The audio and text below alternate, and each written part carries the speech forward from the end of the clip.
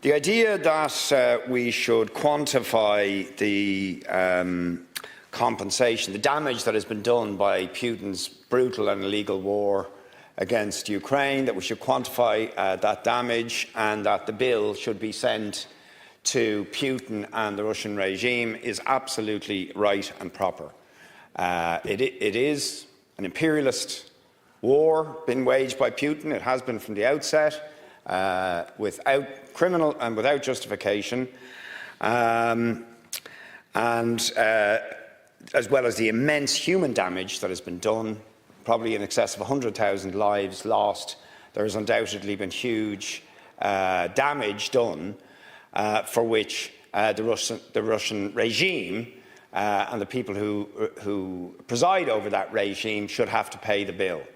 And I certainly would have no problem if the assets of the oligarchs, of Putin's coterie and hangers-on had to pick up the bill, and that those assets would be used to pay the bill due to ordinary Ukrainians who suffer the consequences of this terrible war. So I think it is an entirely reasonable proposition.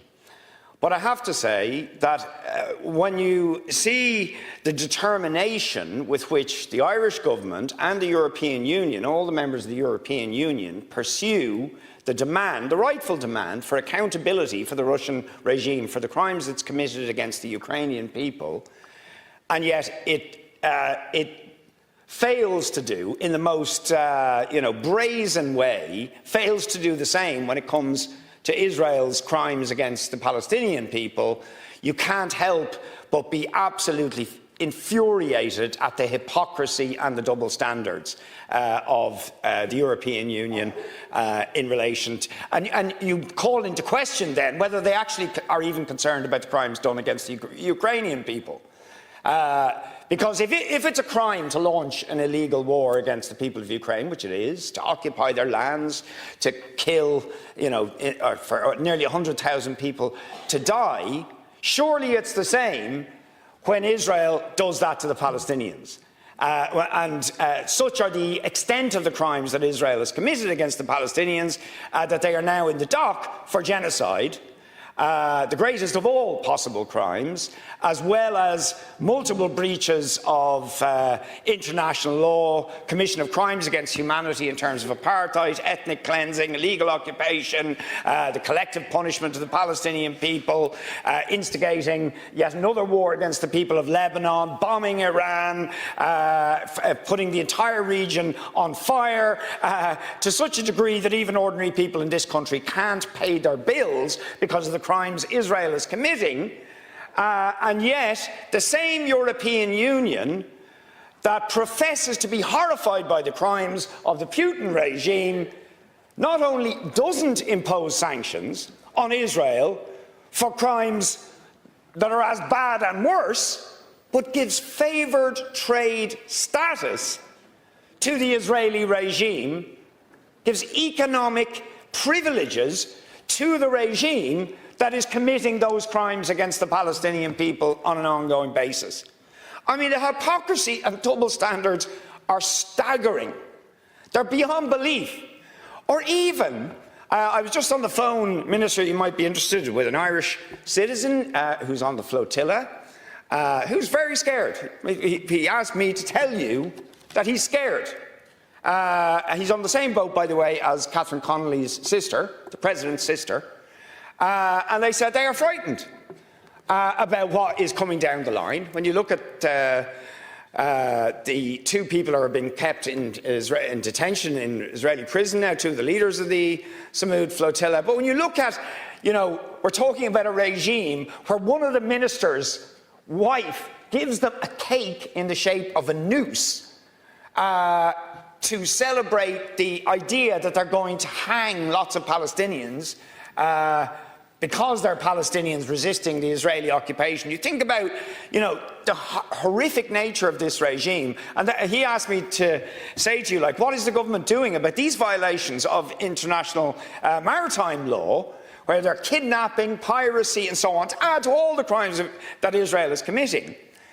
And yet, the European Union not only doesn't sanction Israel for this, doesn't seize their assets. Like, why aren't we seizing their assets for these crimes against our citizens, against money that we've often given to the Palestinians, and then they go and blow schools and all sorts of infrastructure to bits that often European money has gone into? No, we don't put sanctions on them, even though we are required to under things like the Genocide Convention. We continue to extend favoured trade status to them. I mean, it's absolutely unbelievable.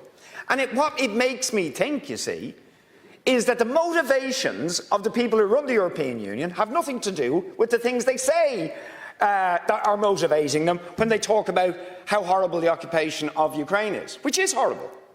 But it makes me think it's not morality that's driving them, because if it was morality, it was concern for the innocent victims of war, of illegal military aggression, of crimes against humanity, then surely it would extend to other people.